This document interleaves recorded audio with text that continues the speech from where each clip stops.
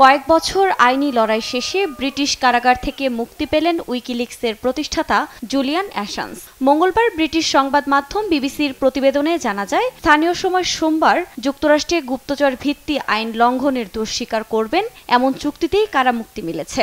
এর মধ্যেই যুক্তরাজ্য ছেড়েছেন তিনি।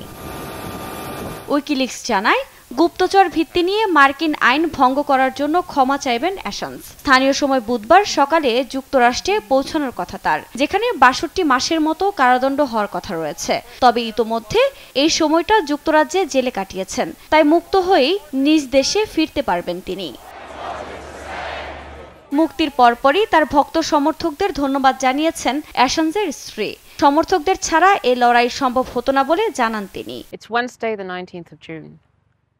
আমি আন্তরিকভাবে বলতে পারি যে আপনাদের সমর্থন ছাড়া কখনোই সফল হতো না। এটি একটি গুরুত্বপূর্ণ দিন, জুলিয়ানের স্বাধীনতার দিন, তাই আপনাদের অনেক ধন্যবাদ। জুলিয়ান এবং আমাদের জীবনের এই নতুন অধ্যায়ে আমরা আপনাদের সমর্থন চাই। এদিকে তার মুক্তির পরপরই এ বিষয়ে কথা বলেছেন অস্ট্রেলিয়ার প্রধানমন্ত্রী অ্যান্থনি আলবানিস। অ্যাসাঞ্জকে যত তাড়াতাড়ি সম্ভব অস্ট্রেলিয়ায় ফিরে আনতে চান বলে জানান তিনি।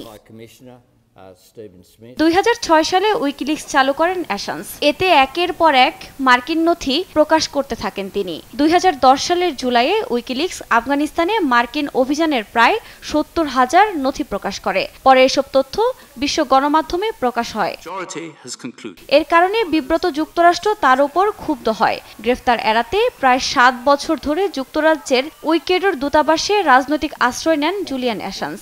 সেখান থেকে ২০২০ সালের ১১ এপ্রিল তাকে গ্রেফতার করে লন্ডন পুলিশ। আফরিন মৌ, নিউজ ডেস্ক, দেশ টিভি।